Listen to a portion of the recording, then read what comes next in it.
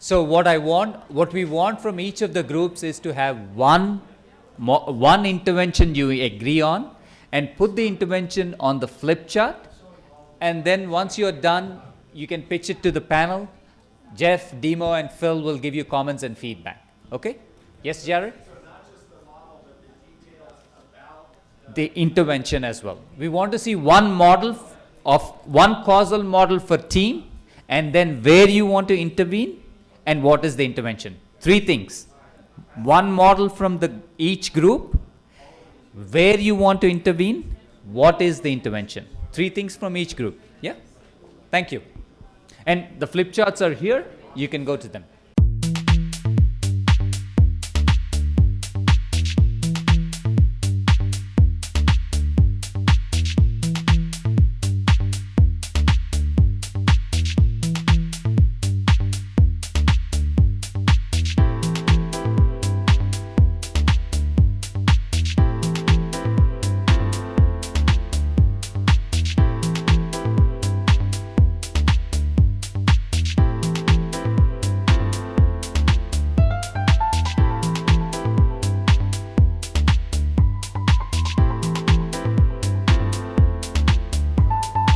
So put your models on the flip chart and show us where you'll intervene and what your intervention is, right? Flip charts are here, flip charts are there.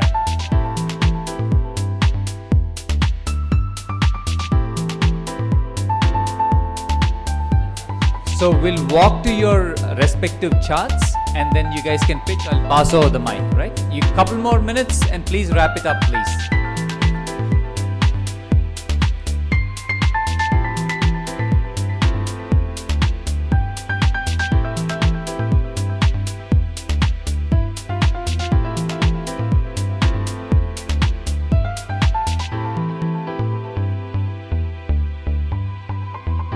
Okay, shall we get started? Can I come to the first team here? And I pass the mic.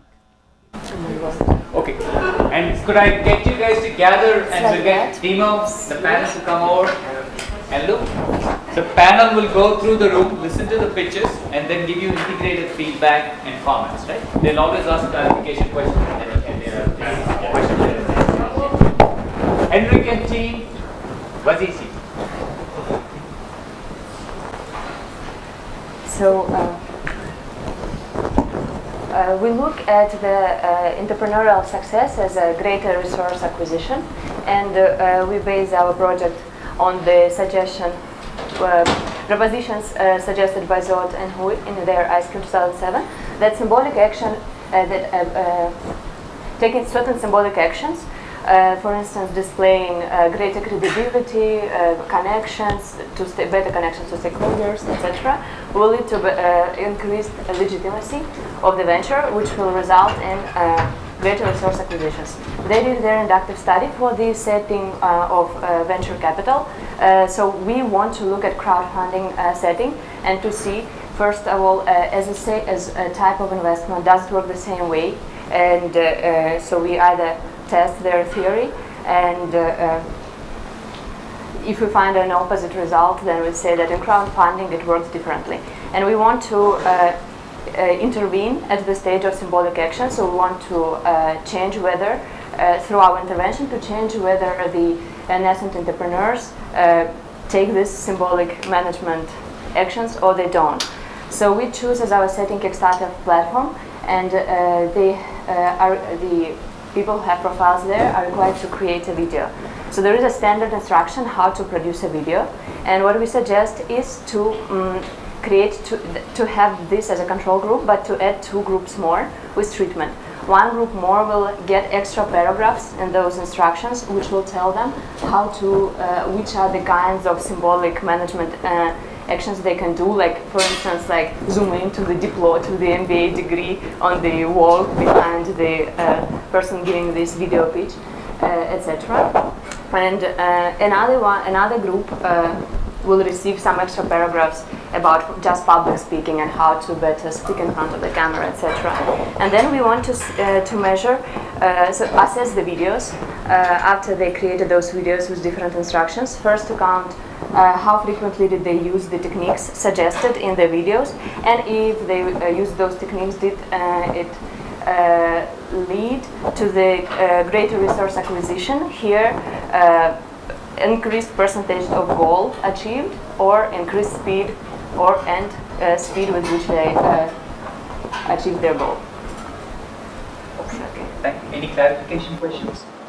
Just quickly, so legitimacy, what's being measured there? Is that the assessor's evaluation of the pitch, or that they put together? Yeah, but we assume that the video is the kind of brings more legitimacy, and then if you talk about like founding team, etc. in your video, then it brings this cognitive literacy, which Shepard is talking in that paper. So the more audience knows about the founding team, like so they kind of trust and believe in their success more. So there are categories of symbolic action that are set out that confer legitimacy on founders, and so we would be looking at how many of those categories of symbolic action, or did they include in the video, and then did that then lead, did it create legitimacy for them by looking to our outcomes? And resources then in turn lead to performance and entrepreneurial success. Yes.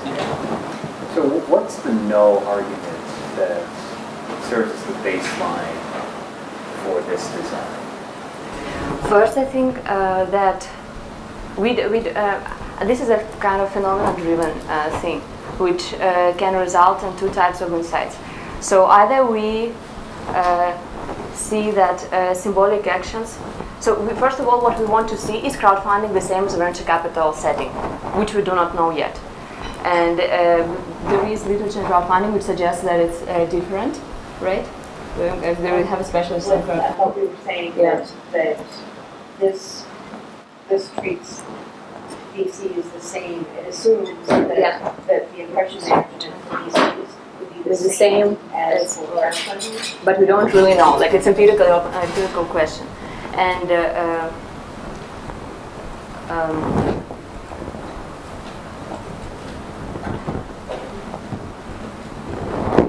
but to answer that, I don't think we answered your question about so they're not, I think this may not actually answer it, but you're not required to create a video when you are a Kickstarter, but this condition would force them to create a video. So you would then have another group where they may or may not have created a video to compare against, and so then our hypothesis, or null would be what?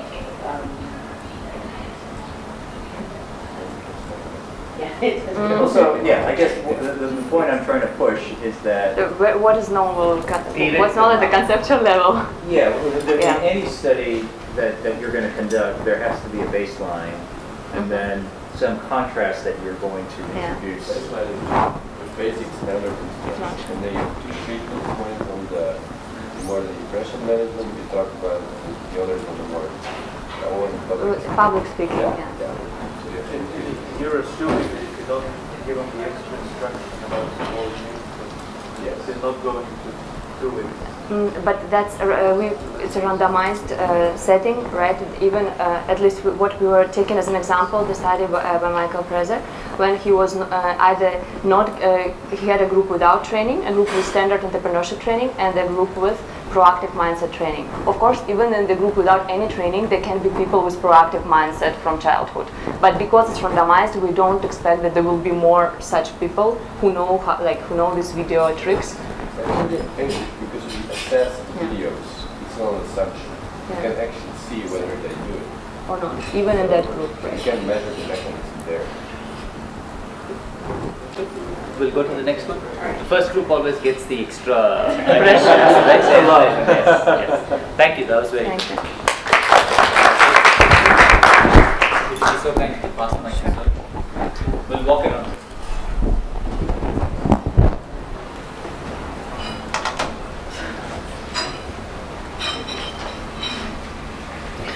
So So in our model, we're looking at entrepreneurial success as the likelihood to start a business, that it survives and that it will grow. So we know that there are 3 types of capital that matter to start a business, to survive and to grow: financial, human and social capital. And our intervention is designed as a 2x2. We're planning to either give money or not to give money, and either to provide mentorship or no mentorship. So the control group would be no money and no mentorship, and then the 3 other groups.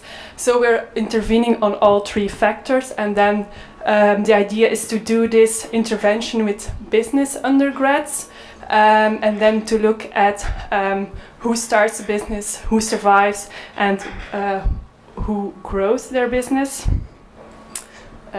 Yeah, that's it. So we were trying to think of a way to simplify the model, because when we were going through and looking at all of our models, it was really tough to make sense of it all. I mean, there's just so many categories. So we were thinking those 3 areas, other than just being considered resources, you know, if you wanted to talk about prior knowledge, that could go under human capital. And if you wanted to talk about strong versus weak ties, that's under social. So we just tried to figure out a way to simplify the model. Yeah, so that's how we came about that. So perhaps one quick comment, even though I'm not on the panel. It's think about what then is the mechanism of how this translates to this, right? It'll be nice for you to think about the mechanism and think about the mediation on how you would measure it, because this can go in many different ways. Money is infinitely fungible, right? Yeah. It's not infinite, but it's infinitely fungible. With the mechanism, then you design the mechanism data collection. Yes. Thank you very much, guys. Do you have one clarification? Do you have a time frame for how this design works? That's a very good question. Is it over the course of a term? So we were thinking these are grads, so basically they're done, so they just graduated.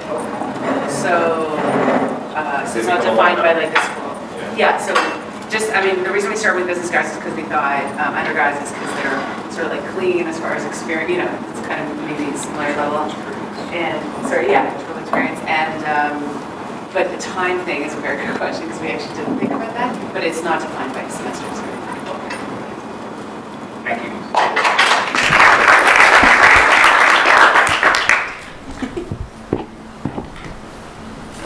I don't know who is presenting in the next group. Okay, you're the volunteer. Okay. So we had 2 kinds of discussion. How would we define entrepreneurial success, and whom do we call the group that we want to target at? So the discussion that we had previous day in our yesterday, we talked about 2 kinds of entrepreneurs that we probably thought would be potential candidates. One is necessity entrepreneurs and one is opportunity entrepreneurs. And we thought that this intervention would probably make more sense if we are taking the opportunity entrepreneurs, because we saw in the yesterday the discussions were more about necessity entrepreneurs. So we thought that we'll talk about my team members will add if I go wrong. So we thought that the personality characteristics, the cognitive characteristics, and the intellectual resources would have the entrepreneurs more motivated, and that would let them make some actions, and that will lead to the success whichever way we measure, and I'm going to explain how. And we thought of the intervention would be in terms of training, and how do we define it. We thought of taking the incubators, accelerators, and we thought we'll take a whole group of entrepreneurs basically, and we'll randomize them. We'll divide them into 2 groups. One group will receive the training in 3 ways. We were discussing what could be the nature of the training. It could be business action training, it could be strategic training, and it could be just the funding. So the environment will give them, both of them will get some kind of resources like networking and all, but the other group, the control, will get the networking opportunities, but the treatment group will get the training, and we would like to see what's the effect of that training. It's going to be a longitudinal study, so we thought that maybe at the beginning we'll start with the training and we'll give them some time, a year of time, and then we'll check their success after a year of time. And we also discussed that what could be the way to measure entrepreneurial success. We were debating on that. So we thought maybe the revenue earned per employees would be a better way to measure their success, because sometimes not just the revenue earned is not a good indicator. Maybe how many people they added new into their group. And we also thought of controlling for other environmental factors which may come into picture, suppose the entrepreneurial ecosystem and the industries that run in that environment. So, anything I missed?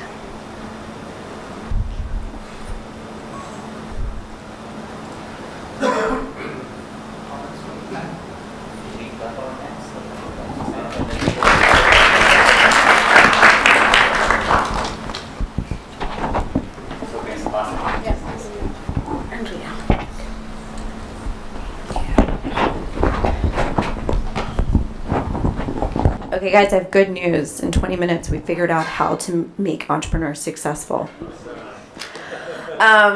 Okay, so we had actually had a conversation about mentorship as well, and a lot of the accelerators and incubators assume that mentorship is good. We were also discussing the conversation from yesterday about how female founders tend to receive more preventive than promotive advice. So we tried to think about a way to test that aspect of it. So one of the things we were just discussing was to have entrepreneurs actually pitch ideas, and then have a group that receives preventive advice, a group that receives promotive advice, and then a group that receives no advice at all, and then assess the quality of that idea, giving them a second opportunity to pitch. And the idea quality could be based on judges, or also we could also measure the likelihood to pursue that idea further after that intervention. So did I miss anything? I know that's kind of evolved for those of you.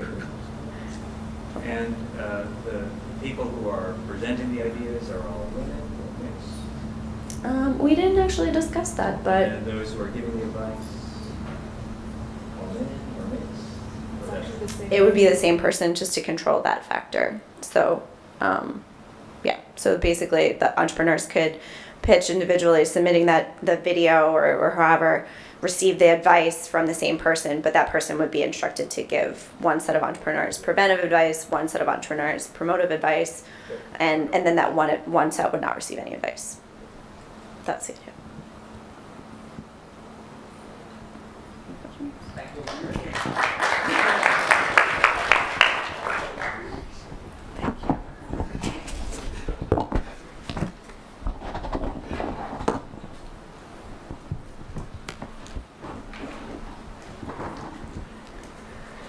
So thinking about the discussions we had yesterday on micro-sized enterprises in emerging markets and in developing markets in developing countries, we thought about a research design which takes place in rural India, in emerging and still developing market or country. And our aim is to have a closer look on the digital transformation of micro-sized enterprises in this context. And we had two research questions in mind. The first one was, to what extent the adoption of digital technologies can be seen as leverage to increase and to foster entrepreneurial behavior. And entrepreneurial behavior in our research design was not the final result. It was more some kind of a mediator to see what effect this entrepreneurial, this is our second research question, can have on economic prosperity measured through business performance in this context. Here you can see our conceptual model. So with the adoption of digital technologies and the coaching, I will come to this later on, and the entrepreneurial behavior as a mediator and business performance as a DV. So here with this illustration we want to give you an impression on our experimental research design and what is the intervention about. So we are focusing on micro and small-sized enterprises in this rural context, which is mainly seen as a context consistent of different villages in rural India. So the big advantage is that we have villages and enterprises which are not using any digital technologies at all. So we can split on a randomized basis, we can split different villages here in this rural area to have a control group with no digital usage at all, and a treatment group where we provide access to digital tools, to digital technologies, and a related coaching, how to use these digital technologies in business-related settings. And then we measure the entrepreneurial behavior, for example, with a scale from SARA 1996, defined through the strategic renewal and innovativeness of the enterprise. And then we measure the business performance, where also well-established scales are out there. And this is our experimental design, and and we're looking forward to maybe have a small discussion on that. Thank you.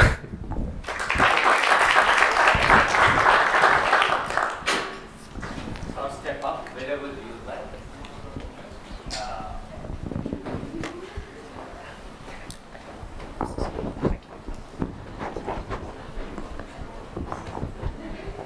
So, interventions have always been in part of research in many fields, but more and more policymakers are pushing for interventions for entrepreneurship, right? So if you think about research, we would like to say what is the smallest test you can do that you can show your mechanism in work? But the policymakers are asking, what is the cheapest intervention you can do to get the most effect, right? So then perhaps interventions are not for everybody, because most of us may be interested in mechanisms and mechanism-based research. But how should we if we go as a field to be mechanism and mechanism only, then we are not engaging with the practice of entrepreneurship and the policy makers of entrepreneurship, right? So how should we think about interventions? And Michael has a list. What are your views, and what are some comments you have for the next generation that are presented today? I mean, this is a difficult question. So a couple of years ago, I went over to Tanzania and was working with Jeff Kistrick on something, and it's been difficult. Not because the experiment wasn't set up correctly, but just getting everything we need. It's difficult to do these experiments or interventions if you want to go down that path. One of the discussions that we have typically is, okay, we have knowledge creation that we want to do as scientists. That's what we're here for, and we have to have this conversation every time. And you have policy or practical implications that you want to do that may be important, may have impact, but they may not be scientifically interesting at all. And so the first discussion is overlap. Your most important consulting question or practical question may not be interesting scientifically. It just when you're having that discussion with the client or the organization that's letting you come in and do this, and you're like, we understand that this is not the most important thing to you, but it looks like that number 2 or number 3 on your list of important priorities could lend itself to an experiment. And that's interesting to us theoretically, because we could think of a way to frame that question that would advance science in a simplistic way. So one quick piece of advice. Some of you obviously do experiments and some don't.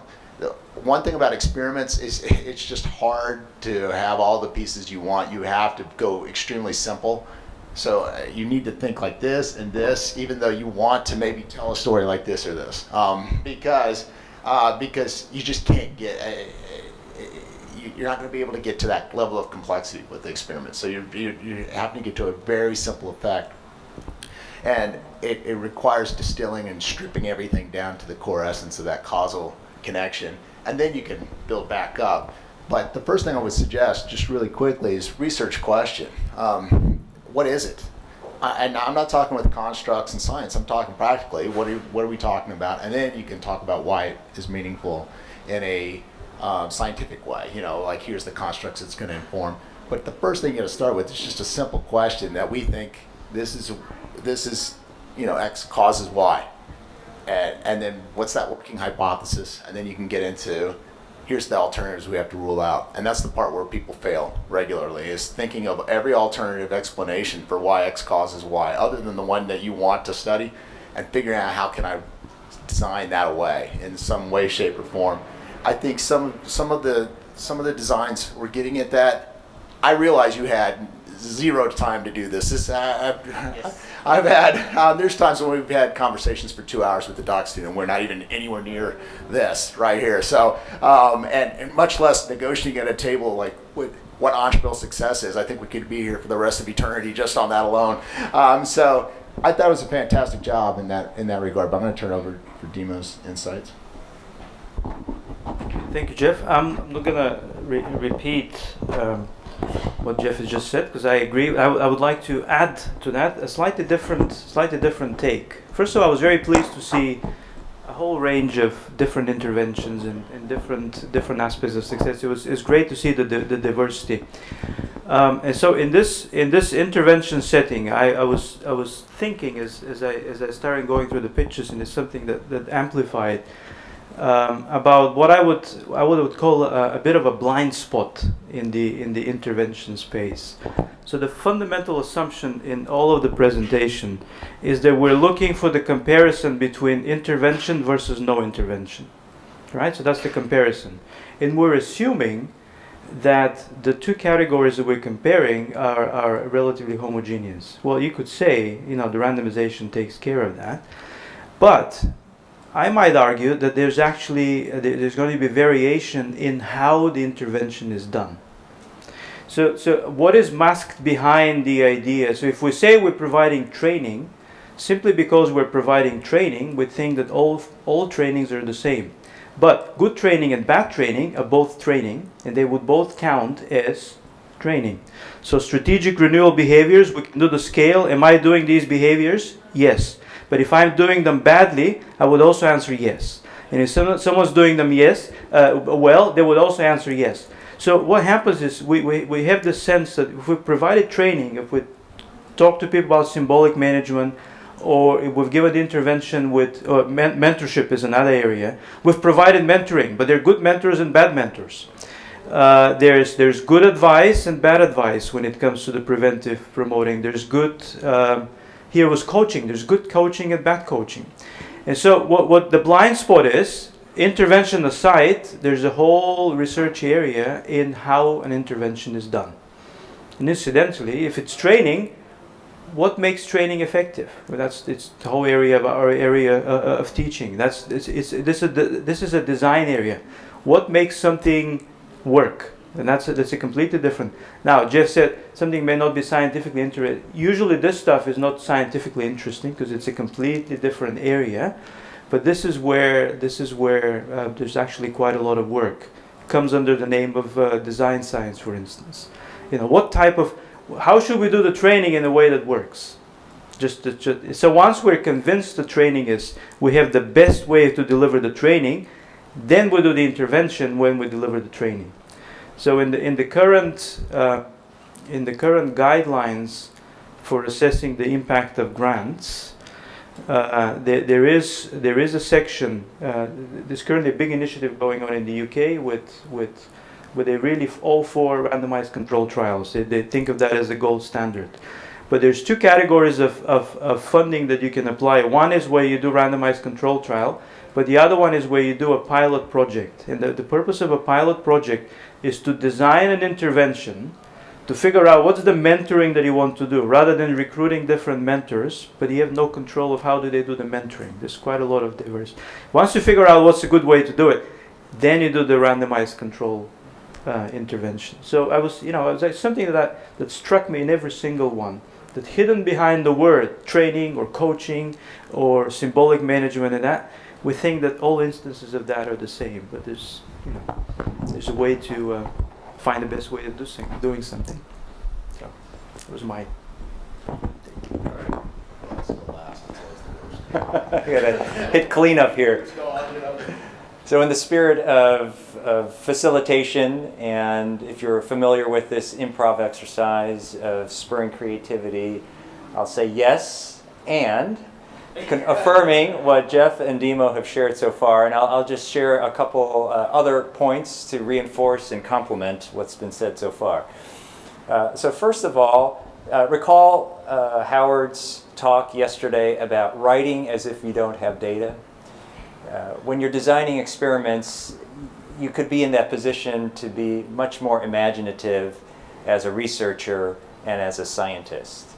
You can somewhat speculate what kinds of data you need to collect and how you need to collect that data before even getting to the practicalities of it. So I encourage you as doctoral students to do more of that, because as you progress throughout your career, you start coming up with reasons why you can't do it.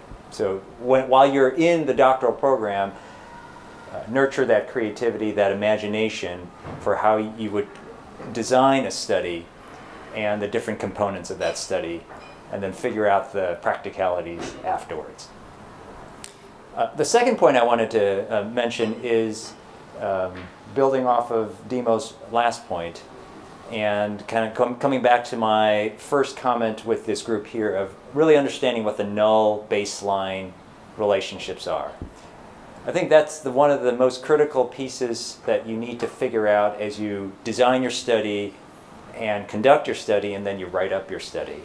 As editors, whenever we get papers, and you read through the paper and you read through the reviews, oftentimes your reviewers are going to say something like, what's the theoretical contribution? That's kind of a signal for not really understanding what the main points are and why your study and your findings and your arguments really make a contribution. And one of the remedies for that is to really understand what the null is, your starting point. You know, whenever I work with my co-authors, Reddy knows this, when we work on our projects, I always ask, who is the boogeyman? Who's the person that we're disputing, or the idea, behind the curtain?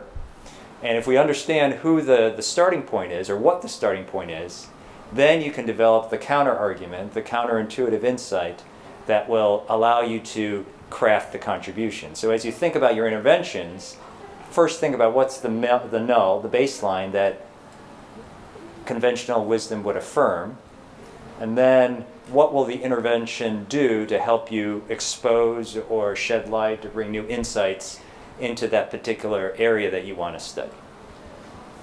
The second point, or the next point, is about mechanisms that Reddy mentioned in one of the short report outs. With interventions, you have the opportunity to really trace the mechanisms more precisely. And in research that we're doing now, especially in entrepreneurship, I don't think we do enough to really understand what the mechanisms are. We're either really high level or kind of mixed level, but we're not really specifying how things work.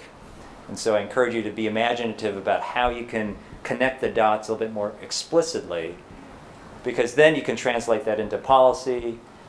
Some of us talked about the convergence of research and teaching yesterday, and this is a place where you can be a little bit more affirmative and confident that you've studied some aspect of how a person takes an idea and turns it into a successful venture, and you know kind of the steps that you need to follow to make that happen. So really use the interventions as a way to specify the mechanisms more carefully. The last point I want to make is about selection. A lot of the research that we do depend on data that are contaminated by selection. And so we can't really parse out easily what's been controlled with what has been exposed already or treated. And again, I encourage you to be imaginative about how you can think of designing experiments where you can really tackle the selection issue more carefully, so that you can really understand the underlying mechanisms that lead from one causal construct to another. All right.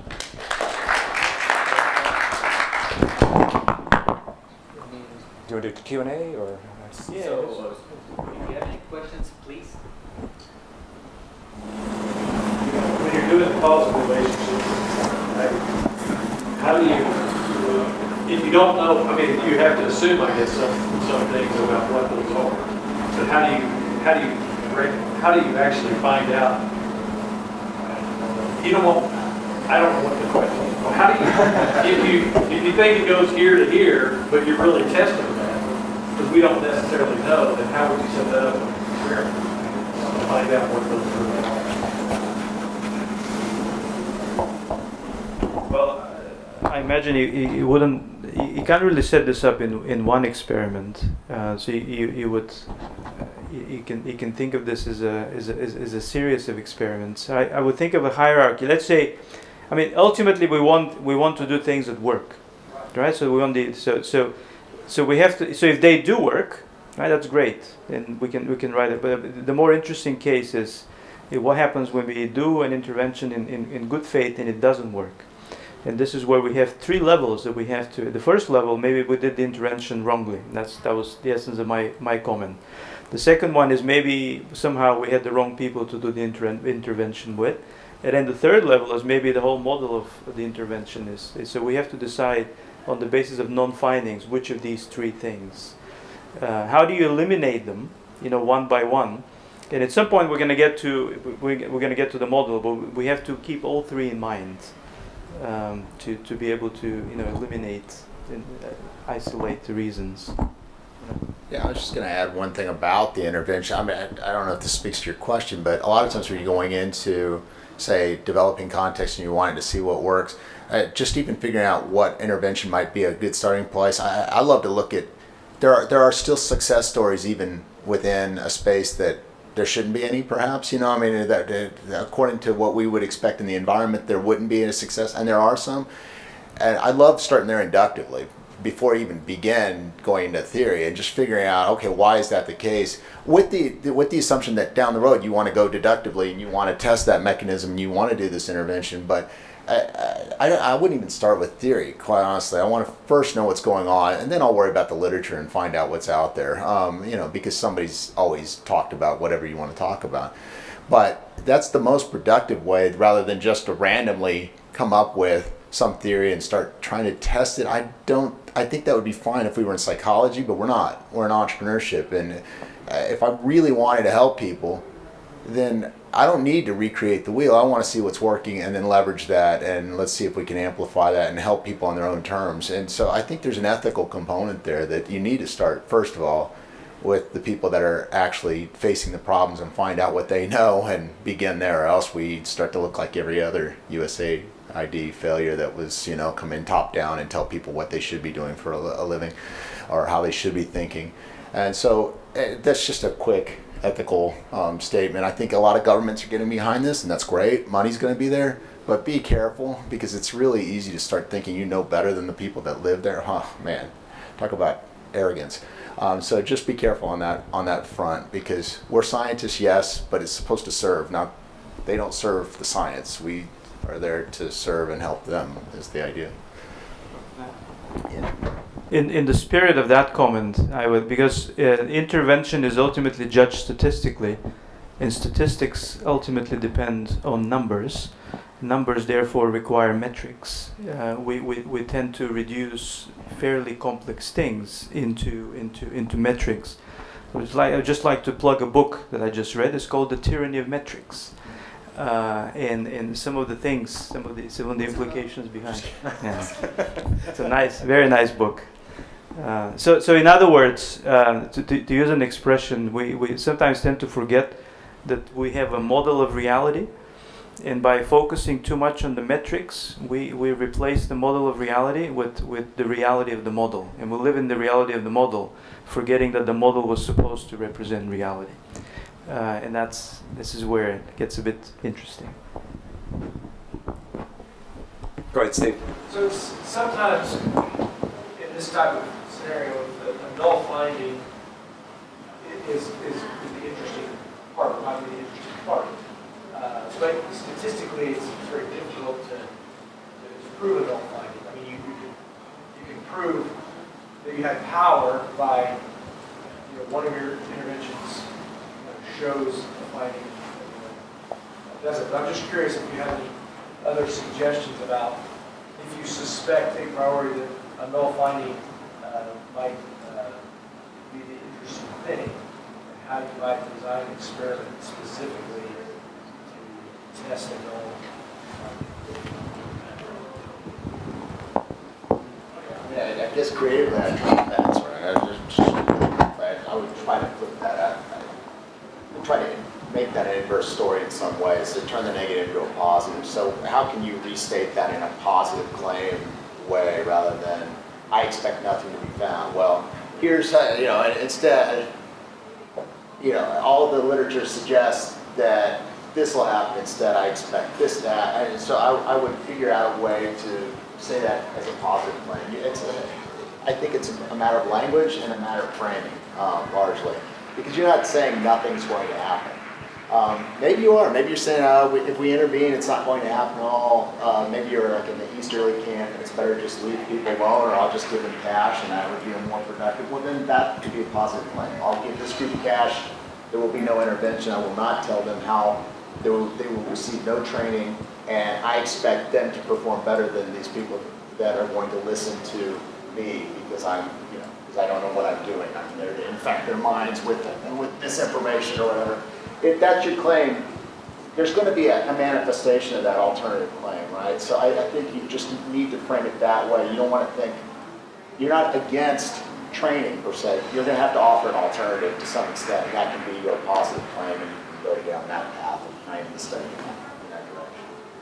There's always an alternative, right? So, I'll pose a counter scenario. If you really feel confidence, not the right word. If you feel like you have an argument that you really want to pursue, and you want to make that a part of your career statement, then have the courage to pursue it. And what I mean by that is, I'll take an example. All of us, we talked about teaching yesterday, and in the back of my mind, I wonder, does anything we do really make a difference in whether our students will become more successful in their careers, whether it's entrepreneurial or not? I think we tell ourselves that we do. That's why we can sustain ourselves and stand in front of our classes over and over again. But in the back of my mind, I really wonder, is it about selection? Is it about talent? Is it about other things that we can't really control?